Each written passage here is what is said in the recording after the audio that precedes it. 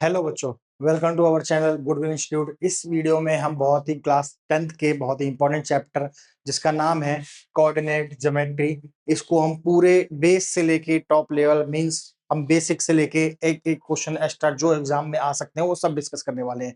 ठीक है, बिना टाइम वेस्ट हम चलते हैं, स्टार्ट करते हैं अपने क्वेश्चन। इसमें हम एमसीक्यू स्टार्ट देखेंगे, शॉर्ट आंसर, लॉन्ग आंसर और साथ में हम केस स्टडी भी देखेंगे। ठीक है, चलिए बढ़ते हैं अपने अगले क्वेश्चन की तरफ। क्वेश्चन नंबर वन बोला हुआ है, सिंपल सा क्वेश्चन है। बोला गया डिस्टेंस बताना है इस पॉइंट का फ्रॉम द ओरिजिन से कितना दूर होगा। ठीक है, तो तुम्हें डिस्टेंस हमेशा 2 पॉइंट बताना पड़ता है। एक पॉइंट तुम्हें गिवन है पॉइंट पी जिसका कोऑर्डिनेट है -6,8 और दूसरा पॉइंट नहीं बोला है लेकिन उसने बोला किससे बताना है, ओरिजिन से। तो दूसरा पॉइंट ले लेंगे ओरिजिन, जिसको मार्किंग कर लेंगे ओ पॉइंट। ठीक है, 0 0। चलिए स्टार्ट करते हैं इसको करने के लिए। हमारा डिस्टेंस फॉर्मूला क्या होता है? डिस्टेंस फॉर्मूला होता है रूट x2 माइनस x1 का square plus y2 minus y1 का स्क्वायर।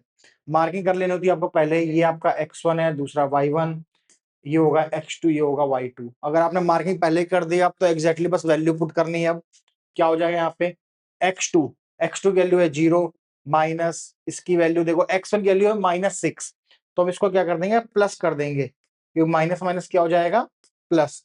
y2 की वैल्यू भी 0 है और y1 की वैल्यू कितनी है 8।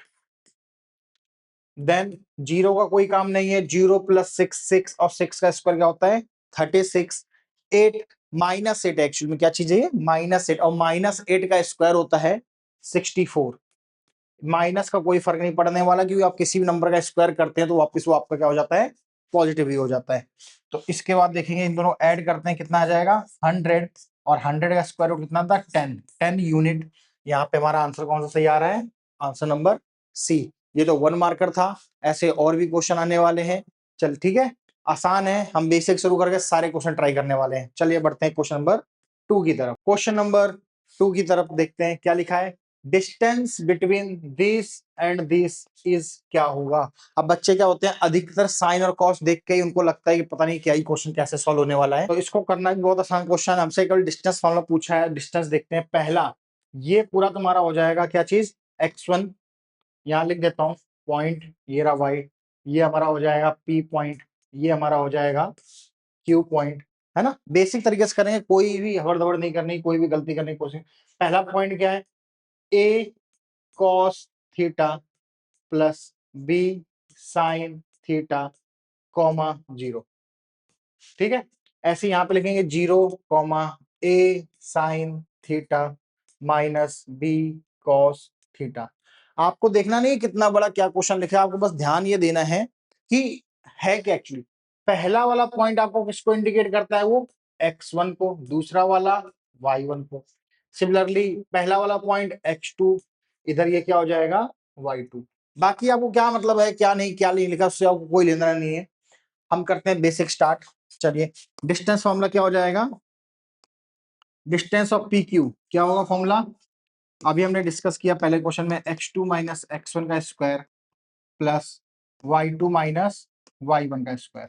ठीक है, अगर इस टाइप का आ भी जाए तो सबको बस बेसिक पे ध्यान देना, जो हमने बेसिक सीखा है उसके अलावा हम कहीं जाने वाले।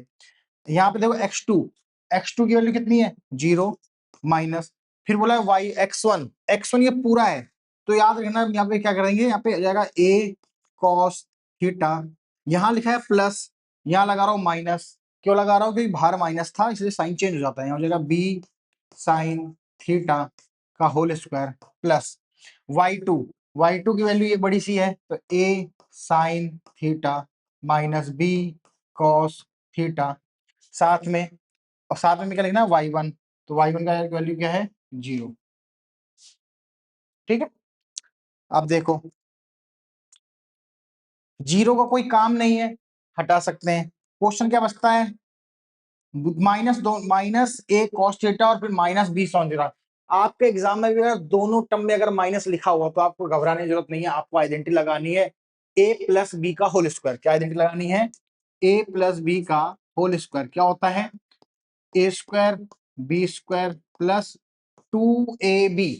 तो आपके लिए ये और ये दो ही नंबर है, 0 का कोई काम नहीं है। तो क्या करेंगे यहाँ पे पहले वाले नंबर का स्क्वायर प्लस फिर क्या बोला है बी का स्क्वायर, दूसरे नंबर का भी स्क्वायर कर दिया, फिर क्या बोला प्लस में 2ab, प्लस में 2a की जगह पहला वाला number a cos theta then b sin theta. Clear है? अब क्या करना है सेम यहाँ भी अप्लाई करते हैं, जीरो का कोई काम नहीं है, बचता क्या एक नंबर ये एक नंबर ये a sin थीटा, इसमें एक ही माइनस है बीच में, तो यहाँ पे आपको लगानी पड़ेगी माइनस की आइडेंटिटी। तो माइनस की आइडेंटिटी क्या होती है a माइनस बी का whole square equal to a का स्क्वायर प्लस b का स्क्वायर माइनस 2ab। क्या हो जाएगा a square sine square theta plus B square cos square theta minus क्या हो जाएगा 2a sine theta b cos theta. और ये सब क्या है रूट के अंदर ही है। अगर आप देखो इस वाले नंबर में और इस वाले नंबर में सब कुछ मैच चल रहा है एग्जैक्टली, बस नंबर्स आगे पीछे हैं। 2 की जगह 2 है, a की जगह a भी है, साइन कॉस ये लिखा हुआ है, b आगे लिखा हुआ है, मतलब एग्जैक्टली सेम नंबर है, उसको हम कैंसिल आउट कर सकते हैं। बचे हुए नंबर में इसमें और इसमें कॉमन निकाल रहा हूं मैं a स्क्वायर, तो क्या निकलेगा a स्क्वायर कॉमन निकलेगा, अंदर बचेगा क्या कॉस स्क्वायर प्लस इसमें से क्या बचेगा साइन स्क्वायर प्लस फिर आएगा बी स्क्वायर, अंदर क्या बच रहा है यहाँ पे साइन स्क्वायर, यहाँ पे क्या बच रहा है कॉस स्क्वायर। आपने अगर ट्रिगो का कोई चैप्टर फॉर्मूला पढ़ रखा होगा, बेसिक सा फॉर्मूला है कि sine square theta plus cos square theta equal to 1, तो ये बस आगे पीछे लिखा हुआ है, तो ये भी क्या बन जाएगा ये हो जाएगा ए स्क्वायर और यहाँ पे क्या बन जाएगा बी स्क्वायर। अब इसके आगे सॉल्व नहीं हो सकता है, हम अपने ऑप्शन में देखते हैं कौन सा ऑप्शन सही हमारा, रूट के साथ A square plus B square. Question अलग था लेकिन बहुत ही इंपॉर्टेंट था कि एग्जाम में ऐसे क्वेश्चन ही आते हैं। ठीक है, बढ़ते हैं अपने अगले क्वेश्चन की तरफ। हमारा अगला क्वेश्चन दिया गया है क्वेश्चन नंबर 3 में क्या बोला गया है देखो, इफ पॉइंट ये जो पॉइंट है मिड पॉइंट है किसका, इन दोनों पॉइंट का मिड पॉइंट आ रहा है, तो ये मिड पॉइंट निकालने ये दो कोऑर्डिनेट बना दिए। यहां पे हमने लिखा पहला पॉइंट कितना है Q कितना है -6 और 5, और हमारा R पॉइंट दे रखा है -2 और 3, साथ में बोला है P इनका मिड पॉइंट है और पॉइंट है A/3 प्लस सॉरी कॉमा 4। ठीक है, हमसे बात कर रहा है वैल्यू ए की बतानी है, ए आ रहा है एक्स एक्स में।